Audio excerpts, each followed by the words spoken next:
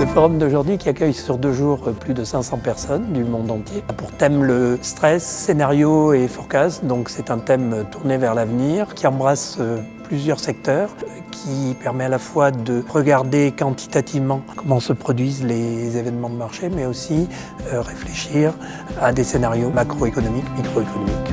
C'est utile parce que souvent c'est l'occasion de faire se rencontrer les académiques, à la fois ceux qui sont plutôt du côté économiste ou ceux qui sont plutôt du côté mathématiques financières d'un côté, et puis de l'autre côté les praticiens qui travaillent dans les banques, les hedge funds. Donc on apprend les uns des autres, donc c'est utile de se parler. Dans notre métier, c'est très important de pouvoir confronter nos recherches à l'œil critique de nos collègues. Il est très important de réunir à Paris, place financière, des gens du monde entier. Donc ça fait plaisir effectivement de voir tous ces chercheurs avec leur badge autour du forum. C'est la vie active de la recherche mêlée à la vie active de la profession, le tout à Paris. C'est important pour un universitaire de recevoir un prix. Ça montre que notre recherche a un impact, intéresse les banquiers, les assureurs, ceux qui gèrent les risques financiers dans l'économie.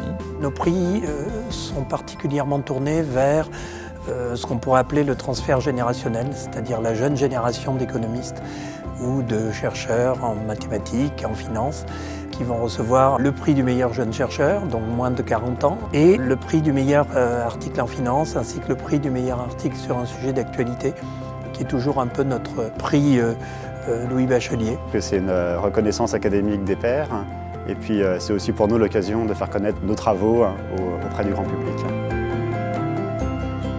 Le trading haute fréquence a à la fois des avantages et des inconvénients. Et notre rôle en tant que chercheur est d'essayer de comprendre quels sont les avantages, quels sont les inconvénients et la manière dont l'équilibre se fait entre ces deux forces.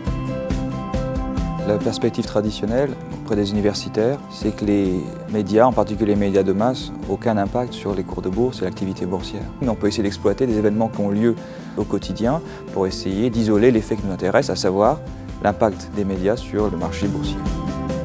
On développe un modèle dans notre papier où on cherche justement à calculer ce qui détermine la structure optimale de capital des fonds spéculatifs, ce qui intéresse évidemment les gens qui investissent dans les hedge funds.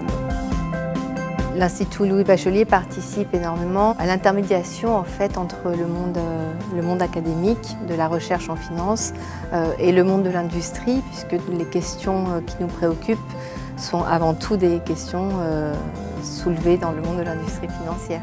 Ça montre que les chercheurs ne sont pas toujours enfermés dans leur tour d'ivoire, bien descendre et regarder ce qui se passe dans le monde et essayer d'apporter un éclairage nouveau sur des problématiques du quotidien.